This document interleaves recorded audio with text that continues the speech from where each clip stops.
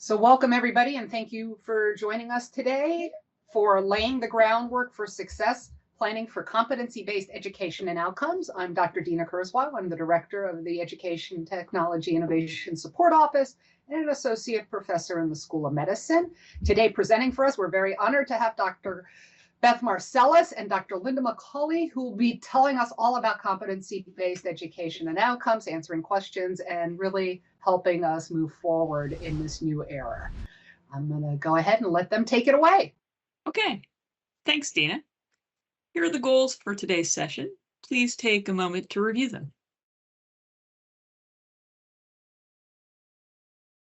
So I'd like to start with a quick definition. As its name suggests, competency-based education, or CBE, is an approach to curriculum design that emphasizes having students demonstrate their competency as a key part of the learning experience. In health professions education, a competency can be described as an observable ability of a health professional, integrating multiple components such as knowledge, skills, values, attitudes. Since competencies are observable, they can be measured and assessed. So again, the important part of this is that the competency is observable, and that allows it to be measured and assessed. So before we get to the details of today's topic, I do want to talk briefly about terminology. When you're talking about CBE, many terms are used differently by various people, institutions, and programs. While there is no one way to describe competency-based education, one thing is certain. CBE focuses on outcomes and the demonstration of competencies. The bottom line is, with CBE, students don't just know something, they can do it. Now, outcomes and competencies are used interchangeably often, and you'll probably hear us do that in the presentation today. So, what about objectives? It's worth noting here that learning objectives are still an important part of your course when implementing CBE. Many people believe that learning objectives are no longer necessary when you move to CBE, but that is not true. Objectives are necessary to provide the roadmap of your course and guide people through the competencies. It is the alignment of objectives, assessments, and outcomes that allows us to measure competency. So now, let's dive into some more of the specifics. I gave you a definition a minute ago, but of course there are a number of different definitions of CBE. They all tend to involve the following key characteristics, though. I'm going to list out the characteristics here, and then I'll talk about them individually in the next few slides. First, CBE focuses on performance, which makes it very effective for building professional skills for the work environment. It also provides frequent assessment and feedback, so you and your learners get a good idea of how they're doing, and it emphasizes learner responsibility for their own learning. So the most important thing about CBE is that it focuses on performance. The goal for the learners is to be able to demonstrate that they've developed the desired knowledge, skills, and abilities, or KSAs, and are competent in specific areas or domains. Because of this, an essential part of developing CBE is determining the level at which the learners need to be able to perform. This desired performance level is identified as mastery in CBE. CBE is also characterized by frequent assessment and feedback. Once the mastery level is established, and we'll talk about that in a little bit, the best way for learners to develop measurable skills is to practice using them. This is why CBE emphasizes the need to assess learner performance frequently.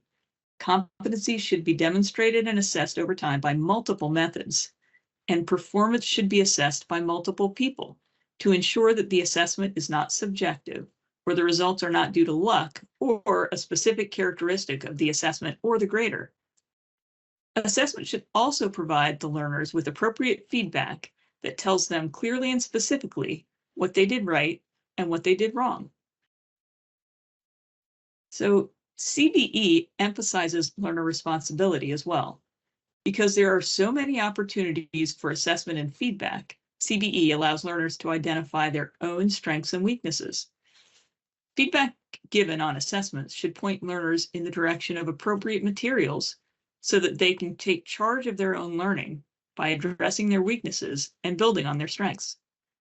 The course materials should give them the information and guidance they need to be able to do that. As faculty, it's important to ensure that the material students might need for review and practice is available in the course, and that feedback points them to the material they need to review so that they can take charge of their own learning. Now, let's take a look at some of the benefits of CBE. One of the primary benefits of CBE, especially in health professions education, is its focus on performance, specifically the performance of practical skills. It can give faculty a good idea of whether learners are truly prepared to become practitioners because it gives them lots of opportunities to see the learners actually perform.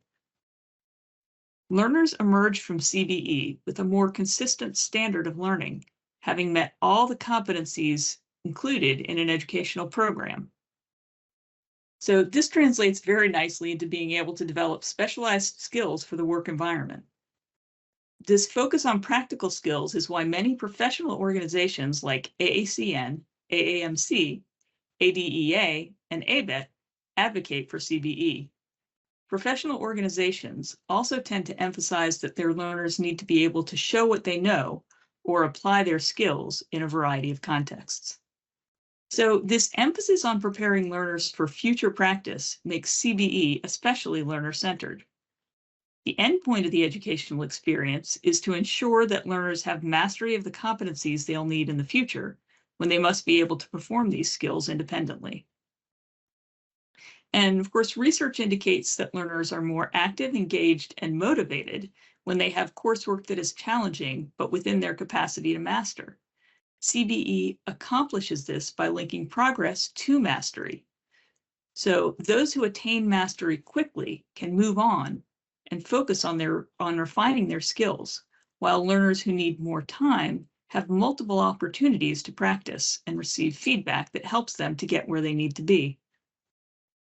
This approach helps them find a pathway to build their current competency and also to relate specific courses and learning experience to their professional development. So it sets all learners up for professional success by training them to be lifelong independent learners. And when you think of these three characteristics together, one way to think about this CBE is a shift in emphasis from grades to learning, from an environment in which you get a certain score on a test to one in which you have to demonstrate your capabilities. The nice thing about that, though, is that there is an idea that everybody can attain this competency given enough time to practice and appropriate feedback. So it's our role as faculty to help them get to that level, which is a really great way to think of our role as coaches or facilitators rather than gatekeepers. So if we think about how CBE would work in the USU environment, you can see that competencies can be assembled like building blocks to facilitate progressive development. And there are some basic building blocks that make up CBE. At USU, we have an existing curriculum with courses that have objectives and assessments and learning activities. Now, as we fold in CBE, we need to align the existing curriculum and possibly refine our curriculum to explicitly show that our learners have competence in specific program outcomes. These competencies and outcomes likely will not be written or created by us, but instead come from organizations that are developing CBE initiatives in the health professions field.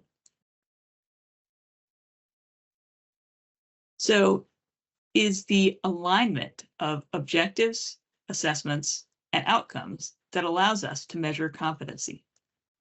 When you do this type of program at the curricular level and make the alignment at the course level, the expectations for learners are very clear, which makes it easier for both faculty and students to identify when those expectations are being met and how to proceed if they're not. When everybody teaching in the program is moving towards the same set of final outcomes, it can provide a sense of shared purpose for faculty, staff, and learners. This shared purpose facilitates communication and collaboration within and across courses. How do you ensure that connection between outcomes or competencies and learning objectives that I've been talking about? Curriculum planning is an essential part of this process. We're focusing on planning for CBE at the program level because doing so helps to maintain alignment across courses and allows you to get the most data out of the process. Now, this is a complex process that can and should be done iteratively over a period of time. I'm going to outline the process here to give you a sense of what's involved, but getting into the details about how to do it takes more time than we have available today. If you're interested in starting the process, feel free to contact the ETI to discuss it in more depth. So the first step in the planning process is to identify the desired outcomes. What are the main activities and tasks that your learners will be performing in the clinical environment? Then you need to clearly articulate them as observable and measurable competencies. As I mentioned earlier, many professional organizations already have or are in the process of developing competencies for their practitioners. Check with your professional organization. If they have competencies, that's a great place to start. Now, you'll also need to determine what level of granularity you need to track mastery. This can be a difficult balance. If you go too broad, say at the domain level, you may not be able to distinguish between levels of performance, and it may be difficult to assess and get good data. But if you go too granular, it makes for a very complicated assessment plan. So choosing middle ground might be best. Let's take a look at an example. So the American Association of Colleges of Nursing has published the Essentials. This document outlines 10 domains that support implementing CBE in nursing education. So at the most general level of granularity, we have 10 domains. Then these 10 domains are divided up into 45 competencies. Each domain has anywhere from 3 to 9 competencies within it. Tracking at the 1.1 level, for example, is more specific than if we just tracked at the higher domain 1 level. And then those 45 competencies are further detailed in subcompetencies under each competency. So each of the competencies have anywhere from 12 to 45 subcompetencies in them.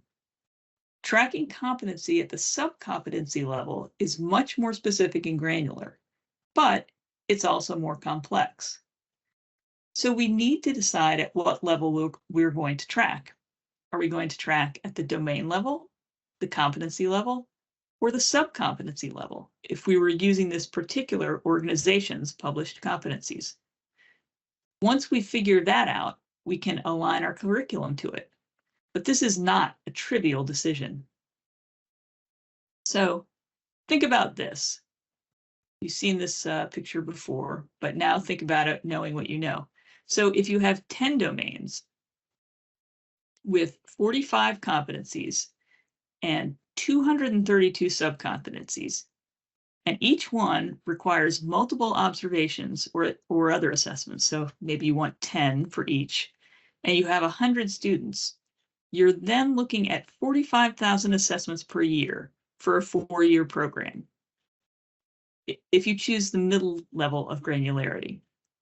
So you do want to be realistic in what you can track while also being specific enough to delineate differing levels of competencies. So identifying levels of performance criteria for each of the competencies is another important element of planning. What will students need to do to show that they've attained the competency? And, this is crucial, what constitutes mastery for that competency? Do people need to do it 100% correctly, 100% of the time? Or are there other criteria that could play in? Are there levels of performance that you can identify? Next, you'll align the curriculum to the competencies you've chosen to track. This is where the alignment of objectives and assessments in courses comes into play. This process does take some time, so go ahead and start early. Now, let's take a look at an example of what this planning might look like. So if you look at this table, you can see another set of competencies that are pretty granular, where the planning process has been documented. In this example, you can see that we've listed the courses in a program across the top and the competencies we're measuring on the far left side. Then we've aligned each competency to the courses where it appears in the curriculum. You'll notice that most competencies appear more than once, which is not surprising since many important competencies take time to develop. The alignment document here provides an additional layer of information about the level at which competency is taught. Now, this isn't something you would always need to do, but this example does have it. So in this example, you can see where a competency is introduced, identified by I, when the learners have less knowledge and experience. Then you can see where it's reinforced, identified by R, where it's a higher level of competence as learners move on the continuum from novice to expert. If more of this chart were shown, you would probably see a third level, M, for mastered, where learners have developed their skill to the level they need to have for clinical practice. An expert would perhaps be an even higher level, where learners may or may not be able to develop as part of the USU curriculum. Now, clearly, this is just a portion of the document, but it gives you a sense of what a planning document could look like through the progression of a curriculum as you begin aligning existing curriculum and course content to individual competencies for what we expect learners to know and be able to do to show their competence in their field. So now, moving down even to a more granular level within your curriculum, this is how an alignment of a competency to a course might look. First, you can see the competency is about anatomy fundamentals. Then you can see this is for a gross anatomy course lesson with the objective noted. And last, you can see that there are two different assessments that are aligned to the competency. The first one is a test, and the second is a practical examination, which is an actual performance task with a specimen. So the program or department can provide guidance about the curriculum, such as what specific competencies are appropriate for each course and the order in which they should be taught. And then in the individual course level, you would have something like this, where you track exactly what elements of the course are connected to that competency. So once you get to the course, lesson, and assessment level, it can be very helpful to start slow. Consider competency alignment for only key assessments at first, and then expand over time. As you work through the curriculum, be realistic about what's possible in terms of learner progress. Consider how many competencies can reasonably be covered in a single course, and what level of mastery can really be expected. As I said before, it can take a couple of courses with increasing complexity before your learners can attain mastery of some of these competencies. Now, another consideration is that during this process, it can be very helpful to document your analysis and your decisions extensively. You can use a spreadsheet to keep track of which competencies map to which courses, as well as which objectives and assessments map to which competencies. This will enable you to work through all of the interconnections, and it may help you to see if you have any gaps or redundancies in the curriculum. Those you'll want to work through as you go through the process. So if you create such a spreadsheet, it can provide a cohesive framework for course and program design and development. And it will also provide information that can be helpful in future curriculum discussions so that you maintain the competency alignment as the curriculum evolves. So now you can see how outcomes map to courses, objectives, and assessments in the CBE model. By planning for alignment of outcomes at the program level, you can get longitudinal data so that you can measure progress over time and across multiple courses. This allows you to be comprehensive in your reporting and to ensure that there is truly an alignment between what is taught in each course and what the outcomes are for the program. Now I'm going to go ahead and hand off to Dr. McCauley, who will talk about more specifics of how you can do this in Canvas. So as we transition now into how you can actually use a learning management system to track these competencies, of course, at USU, we have Canvas. So that's the specifics that we're going to highlight today. If you happen to use another LMS, it likely has similar functionality. And much of the thought processes that we've talked about today and we've shared will apply regardless of the tool that you actually use to track.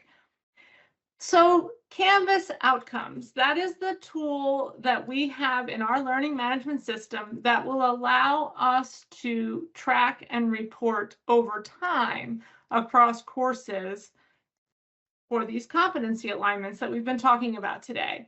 And before we go too deep into the details, we want to make sure that you are aware to get the biggest bang for your buck and for your time commitment, and to get that longitudinal reporting that we are looking for across courses, across a program, across an entire career. You need to work with a Canvas admin, such as myself, to get those outcomes in Canvas. When the outcomes are added by a Canvas admin, that is how we get the granular, detailed reports over time. You will notice if you log into Canvas that there is a button that says outcomes in your courses, and you could technically add outcomes yourself at the course level, but if you do that, you will not get any of this longitudinal data. So please don't do that, and instead contact me. And I'm happy to work with you to get those outcomes into our system so that you can use them in your courses. And when you do have those outcomes put in at the root level, those reports that are also pulled by us, the Canvas admin team, again, it takes a couple clicks. It's not a big deal. Ask us for them whenever you want them, because that's how you get all the granular data in an Excel spreadsheet that you can then manipulate and use over the time that you're tracking. The other thing that the Canvas Outcomes tool does for us is it gives us another view of our gradebook called the Learning Mastery Gradebook that allows you and your students to see how they're doing and how they're progressing over time toward those outcomes that you are mapping in your courses. So let's take a look at what that looks like. This is just an example. You can see here that in this sandbox course that I pulled this screenshot of the Mastery Gradebook from, I only have one student in the list, but you can see here that you can see the scale of how they're doing toward all of those outcomes and where they're at in that scale. You can see the list of student names and the outcomes that you have aligned in your course. When you have that data, you might want to export this view. So you'll notice there in the bottom right that there is a button for you to export this. So you can do that as an instructor to get the data just about your course and how your students are doing at this point through the progression of those outcomes. So how do we get there?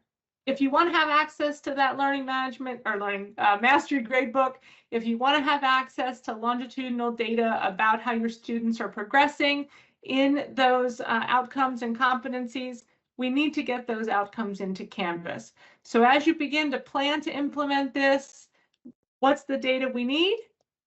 Well, first, we need to go back to that essential question that Beth talked about. We need to enter those outcomes into Canvas at whatever the level is that you wish to track, because there's only one level in Canvas, right? So we can't put an outcome in at the 1 domain level and then the 1.1 and then the 1.1a, right? We have to decide which one of those we're going to put into Canvas and use that to align to our assignments. Once we know that, we need to know what we're going to call the outcome. So what's its name? What's the description of it? So the specifics, right? The definition of it. We need to know what the labels will be for the levels of mastery. So remember, we know there's a progression to mastery. So what are those labels along that journey going to be called or labeled? We need to know what level in those labels is required for mastery. So remember, we talked about that progression from novice to expert. We may not actually expect our students to get to expert during their time with us. So maybe the level required for mastery is not the highest number possible. We do need to know how we're going to calculate mastery, and Canvas has many options for that. We're going to talk about all of this in more detail as we go through the next couple slides. And we have some links in the chat for you to give you more information about outcomes in Canvas so that you can refer to those if you are going to embark on this process. So let's take a look at an actual outcome in Canvas.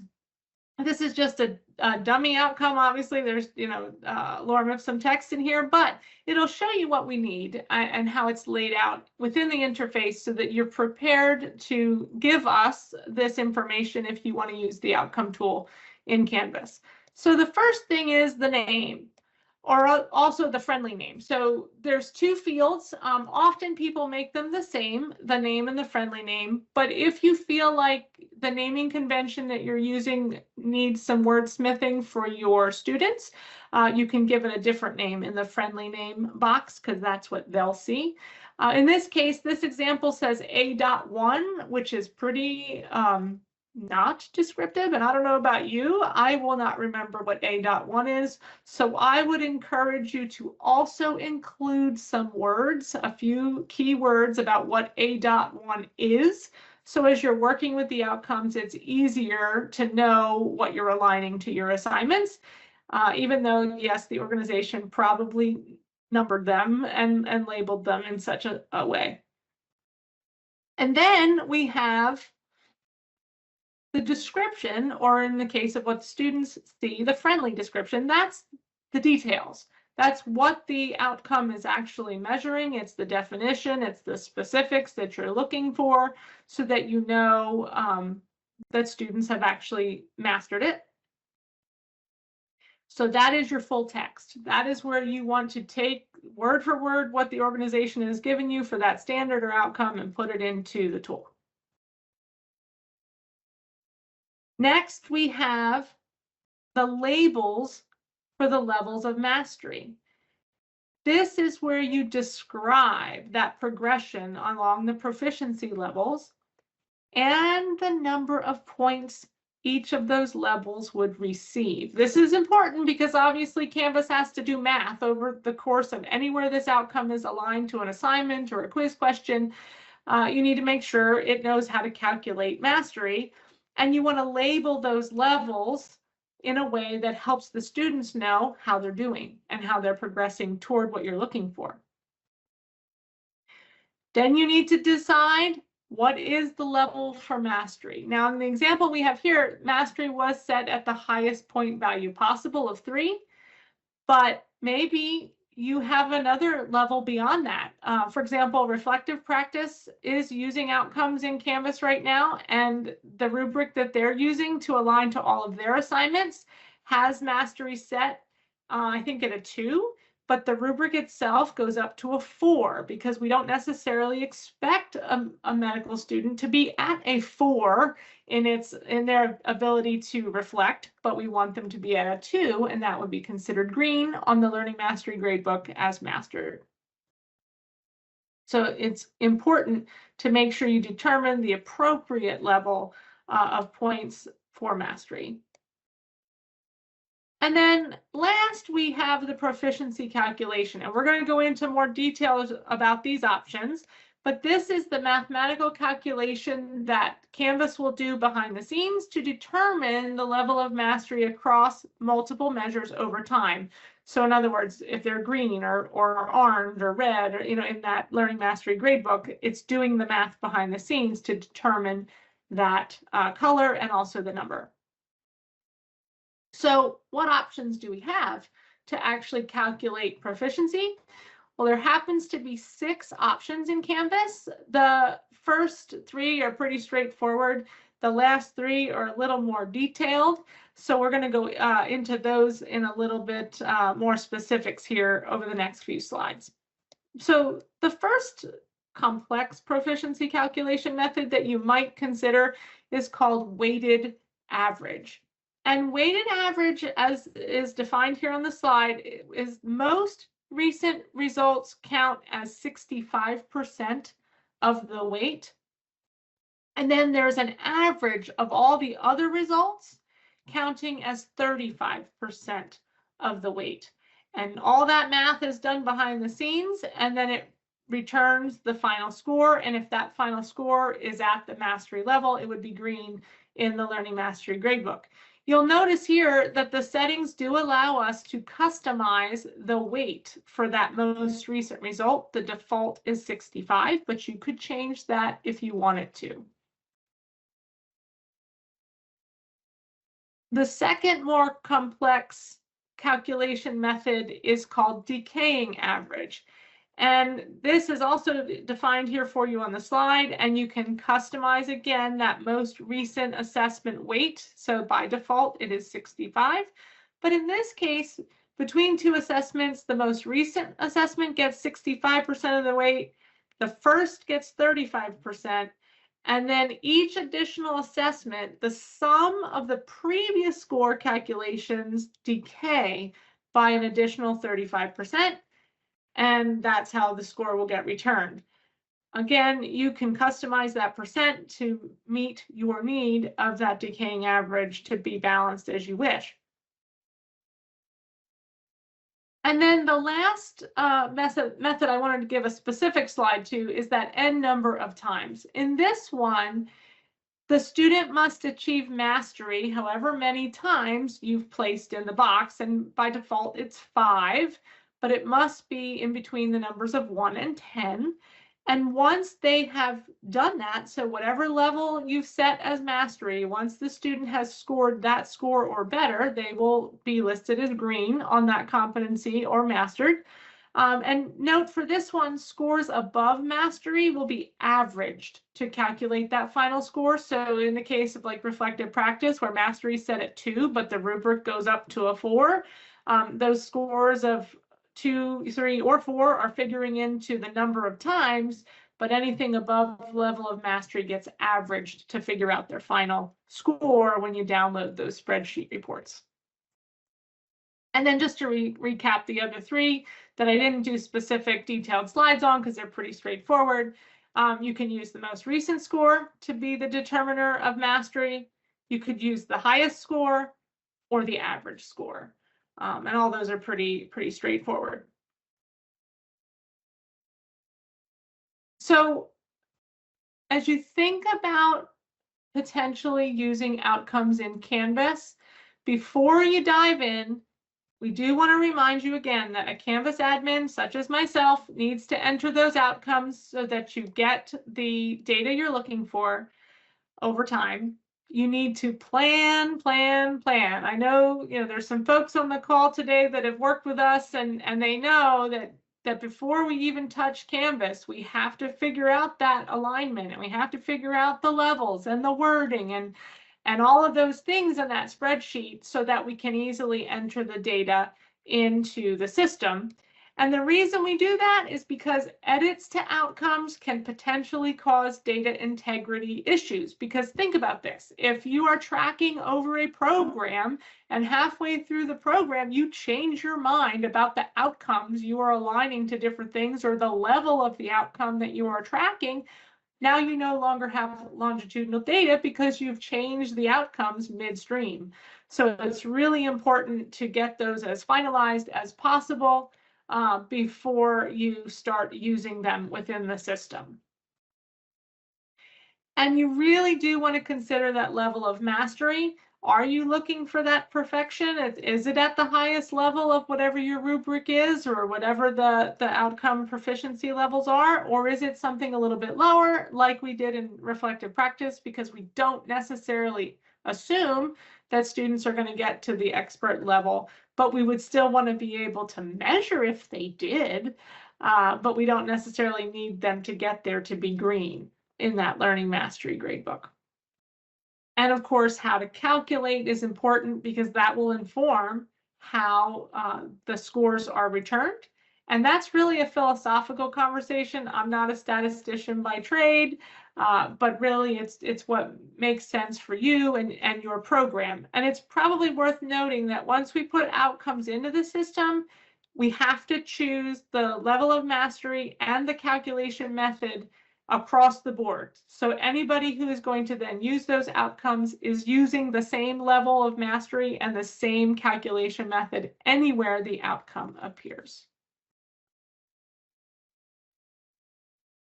So we've gone through a lot of things today. We've examined the characteristics of competency-based education. We've described its benefits. We've identified some key considerations when planning to implement CBE, and we've looked at how to use Canvas to do so.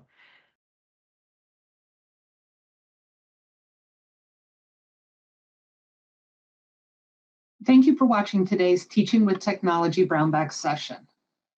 You can view all Teaching with Technology Brown Bags on the USU YouTube channel under the full ETI playlist. Have a nice day.